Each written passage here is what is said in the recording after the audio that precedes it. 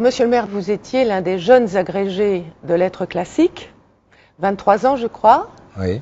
Pourquoi vous avez choisi d'être agrégé de lettres classiques et qu'est-ce que ça vous a apporté? Sans doute d'abord une rigueur de pensée, une rigueur de la forme. Vous savez, on dit souvent la forme c'est le fond qui remonte à la surface. Et donc pour moi, le fait d'avoir appris, d'abord avec les déclinaisons latines ou grecques, une grammaire précise. Et avoir une grammaire précise, c'est avoir une précision de la pensée.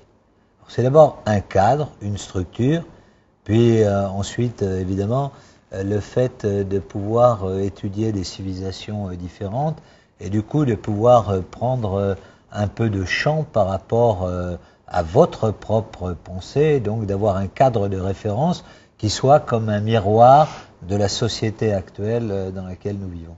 Oui, d'ailleurs, Sangor disait que, vous savez que Sangor était bien sûr agrégé de lettres classiques, oui. Et il disait toujours que dans les langues africaines, c'est la juxtaposition, alors que ce qu'il aimait dans le grec et le latin, c'était l'induction et la déduction. Oui, est-ce que vous seriez d'accord? Oui, bien sûr, c'est des langues avec des systèmes de pensée très précis, différentes d'ailleurs l'une de l'autre, hein, parce que le grec plus cadré, le latin quand même, je dirais plus... Sinueux? Oui, plus sinueux. Vous voyez, par exemple, on dit toujours les penseurs, les philosophes, ils sont grecs. Et on pense que les latins sont pas des philosophes. Mais c'est pas en fait la pensée qui est différente. C'est la structure de la langue qui fait que le grec est plus proche, par exemple, d'une langue comme l'allemand qui a donné les grands philosophes, et peut-être le latin plus proche du français. On est plus dans la nuance, moins dans la pensée abstraite que peut l'être le grec. Personnellement, ma grande préférence, moi j'étais un grand spécialiste de latin. Quel était votre auteur préféré, si je puis me permettre? Cicéron, c'était parce que, si vous voulez, ça correspond un peu à ce que je fais aujourd'hui. Je pense que beaucoup de Lyonnais aiment reconnaître dans mes discours des phrases extrêmement ciselées. Pour moi, Cicéron a été un grand inspirateur de mes phrases. Je suis d'ailleurs meilleur d'une certaine point de vue à l'oral qu'à l'écrit, parce que, si vous voulez, ma phrase est ample. Et la phrase à l'oral qui comme est tout ample, homme politique, oui. Oui. Et bien, lorsque l'on écrit, il faut être plus concis, plus serré, et donc moins dans la période. Mais la période latine est une belle période et donc permet un beau rythme oratoire. Alors, puisqu'on parle des Romains, vous êtes dans la ville, bien sûr, où est né Claude, celle où est né Caracalla, qui ont deux... C'est pas exactement les mêmes. C'est pas oui, c'est pas la même cup of tea, si l'on ose dire. Mais ils ont quelque chose en commun, je m'en suis aperçue d'ailleurs en visitant le musée gallo-romain, c'est que l'un, Claude, a ouvert la citoyenneté aux Gaulois, pour être brève, et Caracalla l'a offerte à tout le monde dans l'Empire romain, ce qui est un mal et un bien. Est-ce que vous diriez que justement Lyon est une ville qui ouvre un peu à la vision de l'autre et au fait de partager, au fond, une citoyenneté? La grande tradition lyonnaise, c'est évidemment d'avoir été la première grande ville qui accueillait les Romains. Mais au-delà des Romains, si vous voulez, la première grande ville qui, par exemple, s'ouvrait à l'Orient. Les premiers chrétiens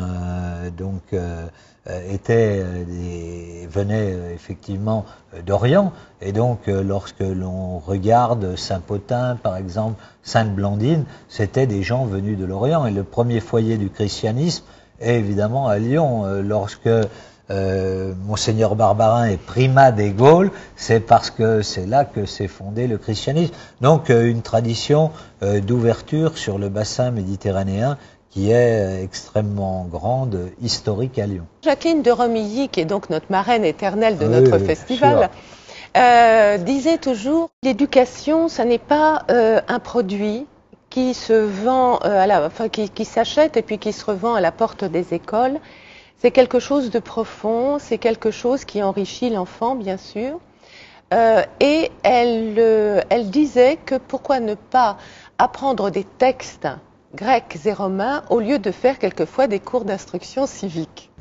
On peut dire que la Grèce et Rome ont donné notre citoyenneté. Vous voyez, l'autre jour, j'étais avec un philosophe qui était spécialiste de la Chine.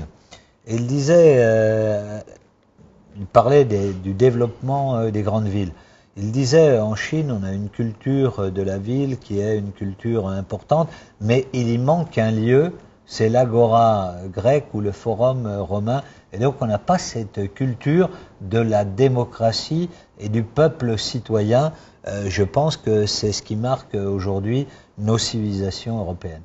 D'ailleurs, ce n'est peut-être pas un hasard que dans les ordinateurs, on parle de forum. C'est resté le lieu du forum de l'ordinateur. Bien sûr, c'est là où l'on ouvre le débat entre les citoyens, où on se penche sur l'avenir de la cité, où on pense les problèmes de société.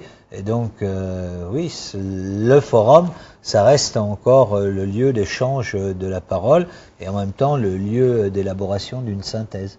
Est-ce que ce n'est pas utile de retrouver nos ressemblances, de retrouver ce qui nous fédère, pour mieux parler de nos différences? Je le pense profondément. Il se trouve que moi, je connais un peu les différents pays du monde.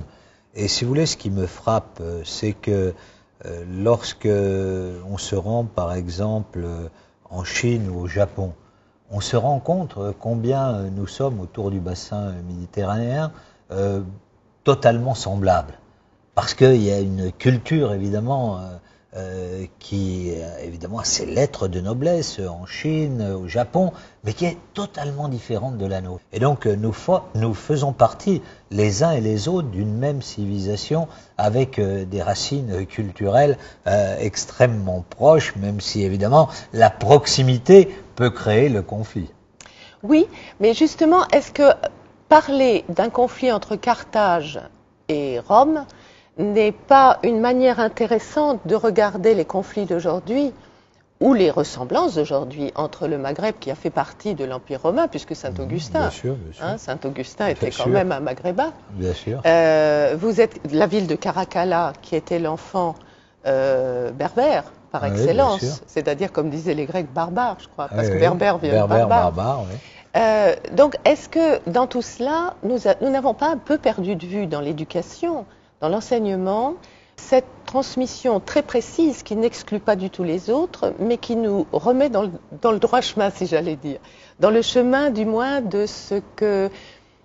là vers quoi nous allons. Est-ce que ce passé n'est pas, je sais bien que du passé on fait table rase, mais est-ce que ce passé n'est pas un moyen d'entrer dans l'avenir, dans le futur? Est-ce qu'on ne se condamne pas?